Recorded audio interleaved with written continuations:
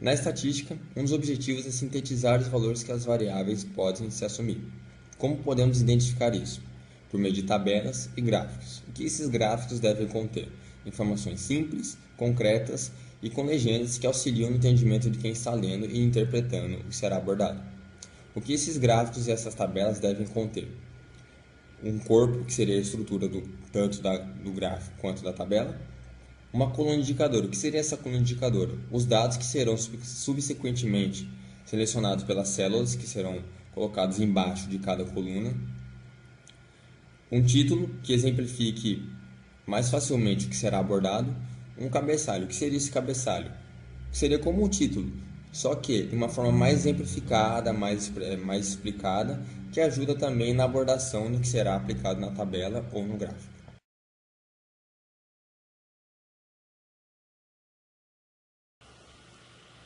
Quais seriam o conceito de séries numa tabela? As séries são denominadas em várias tabelas que possam apresentar uma distribuição de um conjunto de dados e têm como função de época, local e espécie com base estatística. Conforme esses elementos da série eles se variam, classificamos a tabela em histórica, geográfica e específica. Neste exemplo, temos a tabela de séries cronológicas, temporais, marchas e históricas. Qual seria o conceito disso?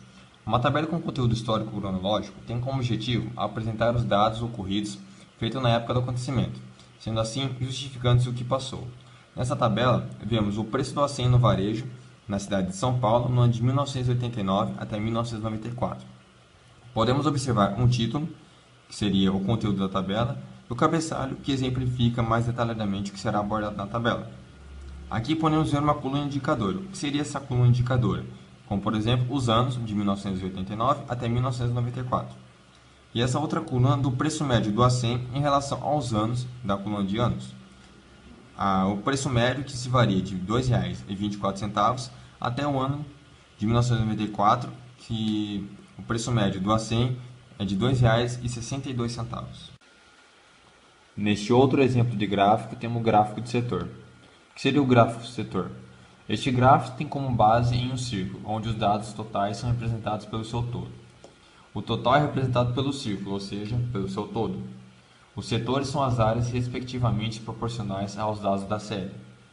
Para obtermos os valores dos setores, temos que empregar contas de regra de 3 para podermos quantificar a totalidade dos resultados, lembrando que o total da série corresponde a 360 graus, onde esse total ele é 100%.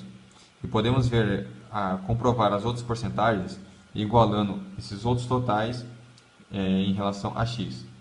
Podemos ver essa tabela dos estados de São Paulo, dos estados do sudeste do Brasil: Minas Gerais, Espírito Santo, Rio de Janeiro e São Paulo. A quantidade de 1.000 cabeças em rebanhos suínos no sudeste do Brasil no ano de 1992.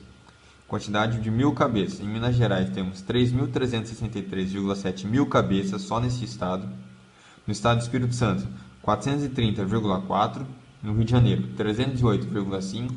São Paulo, 2.035,9. Totalizando, no caso de 100%, 6.138,5 cabeças.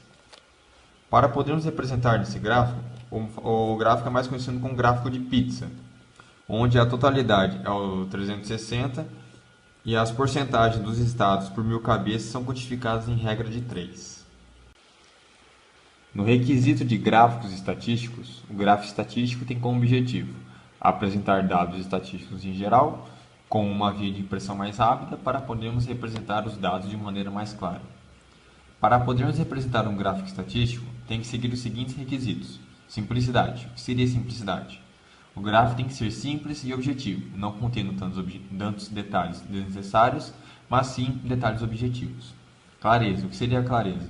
O gráfico tem que ser claro e de fácil interpretação. Veracidade. O que seria veracidade? O gráfico deve expressar o real motivo estudado, o que será abordado. Neste exemplo, temos uma tabela da produção brasileira de óleo de dendê, do ano de 1987 até 1992, com a variância da quantidade de 1 tonelada em relação a cada ano. Podemos ver a variância de 39,3 toneladas no ano de 1987, aumentando até o ano de 1991, com 69,1 toneladas. Sendo assim, ele decai no ano de 1992 por 59,5 toneladas ao ano.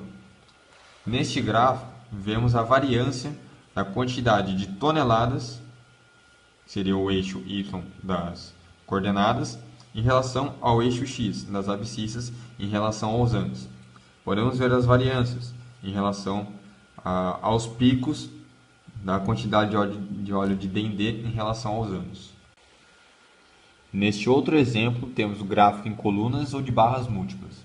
Temos aqui uma tabela da balança comercial do Brasil. Vemos as especificações, os anos, a exportação e a importação. O valor de cada ano de exportação e importação na unidade de dólar por 1 milhão. Vemos assim, a exportação ela é maior do que a quantidade de importação, como vamos demonstrar no gráfico abaixo. O gráfico abaixo ele representa a exportação e a importação da balança comercial do Brasil. Podemos ver que a seguinte análise: os gráficos maiores revelam a exportação em relação aos gráficos menores que revelam a importação. Ao lado temos uma legenda que identifica cada cor de cada coluna de gráfico. A legenda ela é muito importante. Por quê? Porque ela ajuda na fácil identificação e identificação objetiva do gráfico. E podemos analisar também que é um aumento gradativo em relação aos anos da quantidade por milhão na balança comercial do Brasil. Agora temos os intervalos. O que seriam os intervalos? Os intervalos são conjuntos de números reais associados cada número x pertencente aos reais, a um ponto de uma reta R. Assim, se convencionarmos uma origem O, que será associada a qual número? O número 0. Adotamos uma unidade e um sentido positivo para esta reta. Teremos aquela que denominamos reta orientada.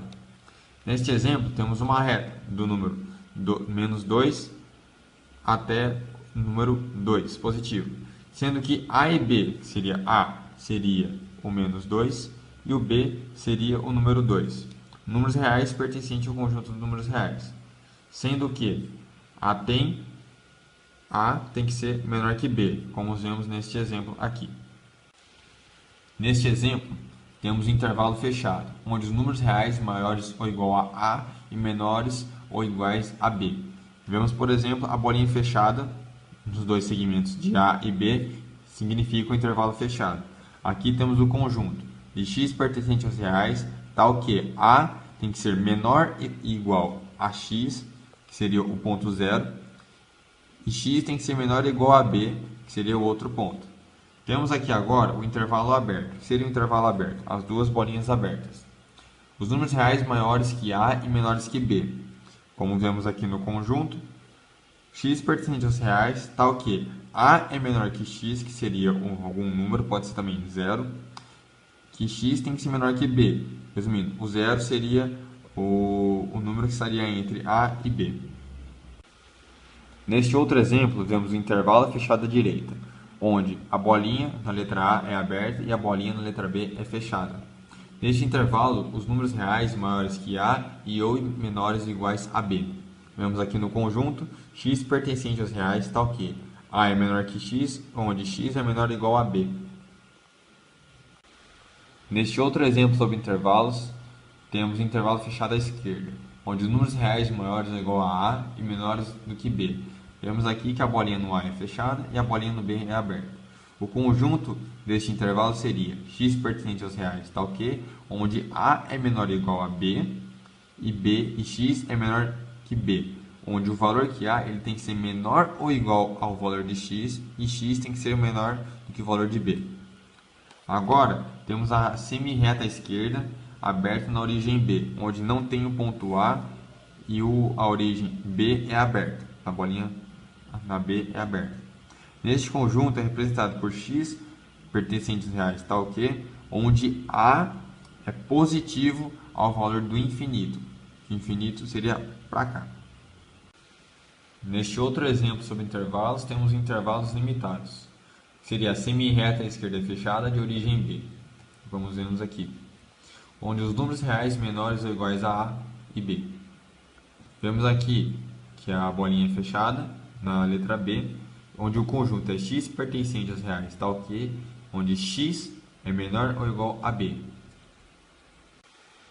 Neste outro exemplo, ainda sobre intervalos, temos uma semi-reta à direita, fechada na origem A, como podemos ver, onde os números reais são maiores ou iguais à letra A, como vemos no conjunto x pertencente aos reais, tal que x é maior ou igual a A. Neste outro exemplo, temos uma semi-reta à direita, aberta na origem A, como podemos ver, onde os conjuntos são x pertencentes reais, tal que x é maior que A, onde todos os números reais são maiores que a letra A. Agora, temos como exemplo esta reta, onde é aberto no número 2 e fechado no número 13. Temos aqui o conjunto desta reta, onde x pertencente aos reais, tal que 2 é menor que x, onde x é menor ou igual a 13.